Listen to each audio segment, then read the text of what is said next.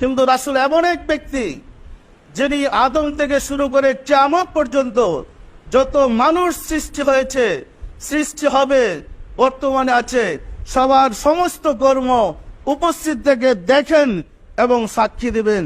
আল্লাহ তাই তো প্রমাণ করেছেন, আপনি হলেন সাক্ষীদাতা। না দেখে সাক্ষী দেওয়া যায়? এখন আমাদের রাসূল কি শুধু আমাদেরই না, কুল কায়নাতের বলেন। সম্মানিত আশিক রাসূলেরা, দুর্ভাগ্য মুসলিম জাতির, রাহমাতুল লিল আলামিনের উম্মত হওয়া সত্ত্বেও তিনি কেমন আমরা বুঝতে পারি না, বুঝতে ভুল করেছি।